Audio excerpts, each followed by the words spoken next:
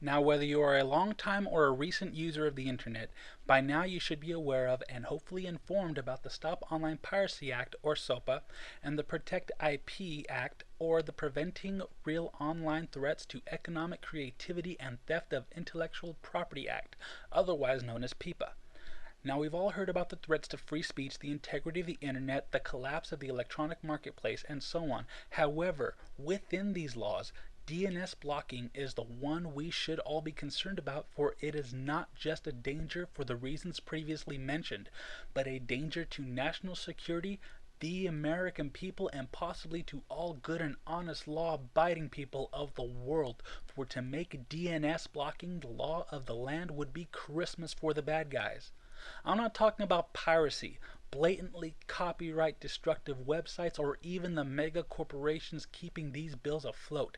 I mean the real bad guys: organized crime, illegal arms dealers, drug cartels, child pornographers, human traffickers, and yes, even terrorists are all pulling for these bills to pass. You see, when an IP address, a number of IP addresses, or even an entire domain name service zone gets blocked, it gets placed on what is known as a black hole list or simply a blacklist. However, it doesn't just go away as if it never existed. Ask any network security professional and they'll tell you that most of the time what is on the list is simply forgotten and left to expire on its own. The danger to my, your, and everybody's personal safety is that once on this list, the IP addresses and or DNS zones could very well be reactivated without anybody knowing that they've been reactivated, and especially if they're not being used for the reasons they've been put on the list, such as spamming or, under SOPA and PIPA, suspected copyright infringement.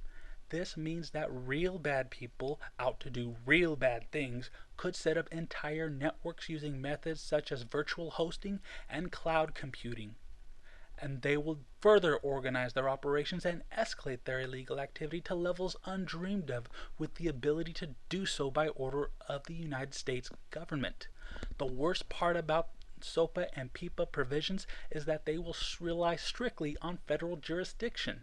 Your own local law enforcement, which is often the first line of defense in stopping such rampant illegal activity, will not be able to discover these networks, as to do so would require federal clearance. Without said clearance, your local law enforcement under SOPA and PIPA will have to break federal law in order to catch and arrest the bad guys breaking further laws. And because of that, for reasons under due process, these cases will most likely be forced to rule a mistrial in the defendant's favor. If you have a family member or a friend within your local law enforcement, whether they be a local police officer, a county sheriff, or even a state trooper, I implore you to ask them how long it takes to gain federal approval to access federal resources for any suspected reason other than genuinely approved federal investigation.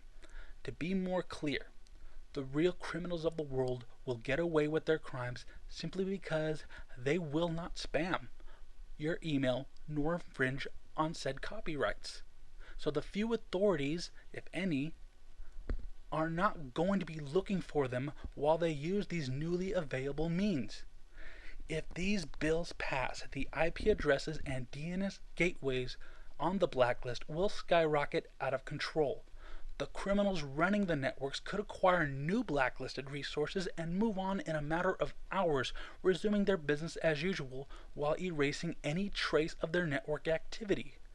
Even further, the innocent original owners of these resources, who had long moved on from them, would most likely get the blame. However, this can all end if an open internet remains and flourishes, for it is our greatest ally against real crime. It allows us to not only monitor but report on criminal activity as honest, upstanding citizens, allowing for any law enforcement official to exact justice where it is due and in a timely manner to prevent the criminals from continuing their misdeeds. Spread the word. This is the untold, unheard of, and unprecedented consequence of PIPA and SOPA that nobody, not even Anonymous, has thought to mention could happen, but with almost crystal clear certainty will happen if these bills pass. Good night and good luck.